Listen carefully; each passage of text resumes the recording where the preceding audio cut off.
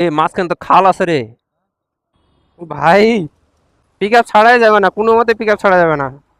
এটা একটা ছোটখাটো জলপ্রপাতের মতো হয়ে গেছে, ওই যে নায়াগ্রা জলপ্রপাত আছে না, ঠিক ওরকম। মাঝখানে বিশাল পাথরটি মূলত আজ থেকে প্রায় 1000 বছর আগের এক সফল গণঅভ্যুত্থানের ঐতিহাসিক দলিল।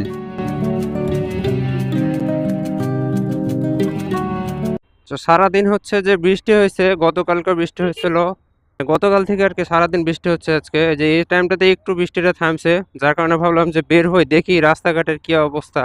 এমনিতে ফেসবুকে দেখতেছি যে প্রচুর পরিমাণে নাকি বন্যা টন্যা হয়েছে, তবে আমাদের এলাকায় কি পরিস্থিতি জানি না। এই জন্য বের হলাম। আর এখন হচ্ছে আমি যাচ্ছি আমার ফ্রেন্ডকে রিসিভ করতে। ওরে কি ময়লা পানি, ছি! আস্তাগফিরুল্লাহ, আস্তাগফিরুল্লাহ। ছাতা নিয়ে এলি যে। সো হচ্ছে যে এখন আমরা যাবো, আমার ফ্রেন্ডকে রিসিভ করে নিলাম। আর এখন যাচ্ছে হচ্ছে সৈয়দপুরের দিকে, ওদিককার রাস্তা নাকি হচ্ছে পুরোটাই ব্লক হয়ে গেছে।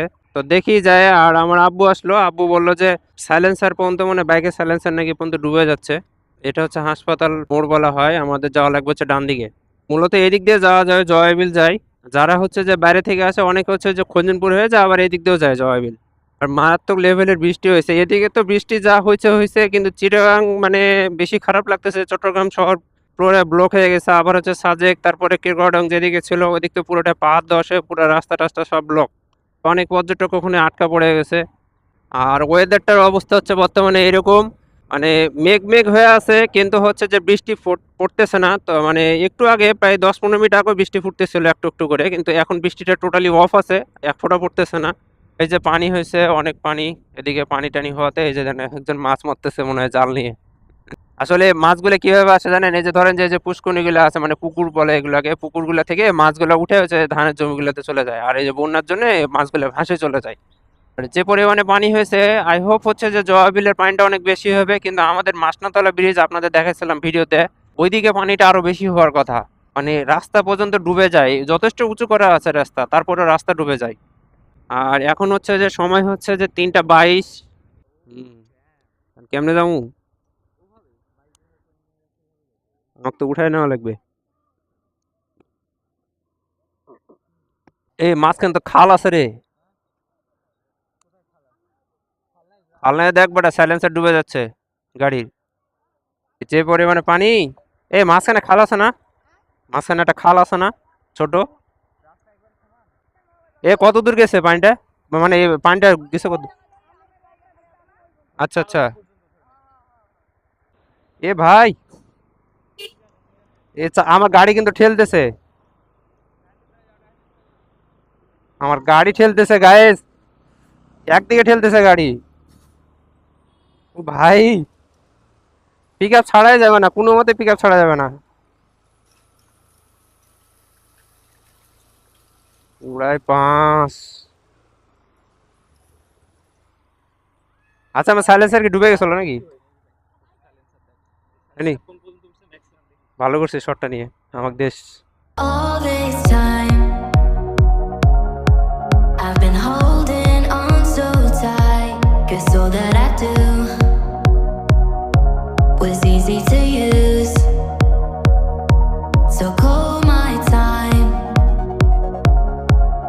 but you weren't really. এখন হচ্ছে আমরা যাচ্ছি ডিপোর দিকের দিকে, ওই দিক থেকে ঘুরে চলে আসলাম সৈয়দপুর থেকে। জয়বিলের দিকে আসতে গেলাম না, কাজ হচ্ছে যে পানিটা আরো বেশি করে বাড়ুক জয়বিলের দিকে। কিরে পানি পড়তেছে কে ট্রাক থেকে? জয়বিলের দিকে পানিটা একটু বাড়ুক, তখন হচ্ছে জয়বিল হয়ে ওদিক দিয়ে ঘুরবো। আর আজকে হচ্ছে ডিপোর দিকে যাবো, আপনাদের কখনো ডিপোর দিকে নিয়ে যাই নাই। আর সাপার থেকে ডিপোর দিকে হচ্ছে যে অনলি মাত্র 3-4 কিলোমিটার, বেশি না। বিকালের দিকে হুট করে হচ্ছে যে আমের জামটা লেগে গেছে, আমের জাম ছিল না, সকাল থেকে আমের জাম ছিল না, এই বিকালটা টাইমে হচ্ছে যে জামটা লাগছে।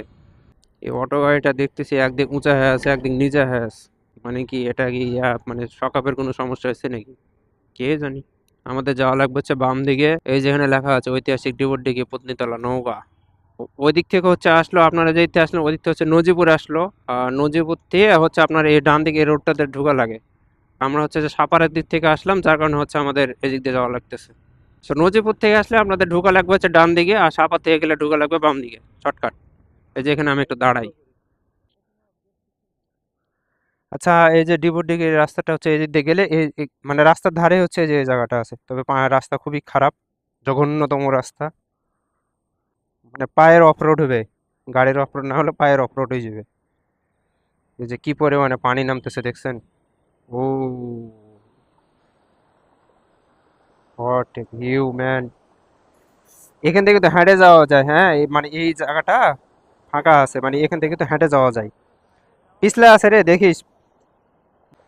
এটা একটা ছোটখাটো জলপ্রপাতের মতো হয়ে গেছে, ওই যে নায়াগ্রা জলপ্রপাত আছে না, ঠিক ওরকম।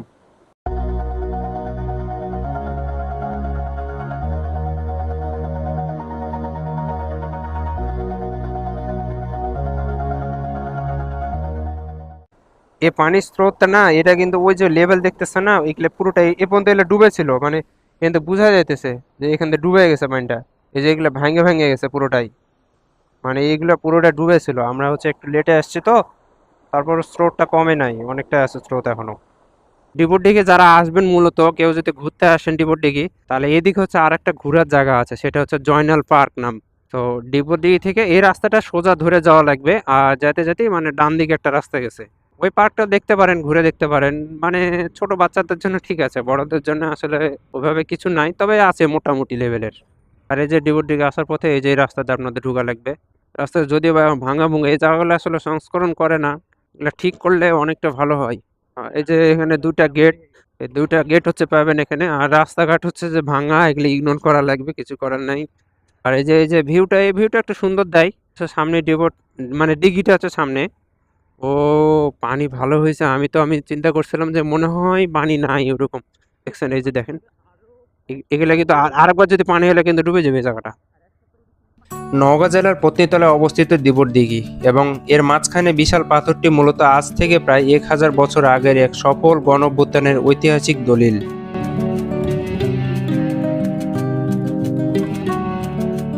এই দিঘি আর পিলারের পেছনে লুকিয়ে আছে আজ থেকে প্রায় ১,০০০ বছর আগের এক সত্যি ইতিহাস। সে সময়ে বাংলার রাজা ছিলেন দ্বিতীয় মহিপাল। তিনি প্রজাদের উপর খুব অত্যাচার করতেন।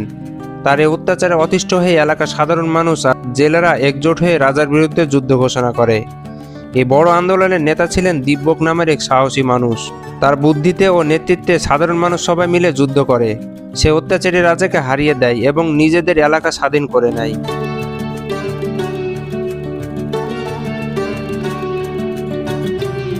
এত বড় রাজার বিরুদ্ধে সাধারণ মানুষের এই অবিশ্বাস্য জয়কে চিরদিনের জন্য স্মরণীয় করে রাখতেই এ বিশাল দিঘিটি খনন করা হয়।